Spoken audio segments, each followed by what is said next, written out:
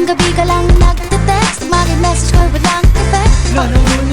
Nag-aantay kung ano nang next, upang aking utak ay maset. Ano ba nadarama? Huwag nang paligoy-ligoy, ligoy, paligoy-ligoy pa. Pwede ba? Huwag ka nang magrama. Huwag nang paligoy-ligoy, ligoy, paligoy-ligoy pa.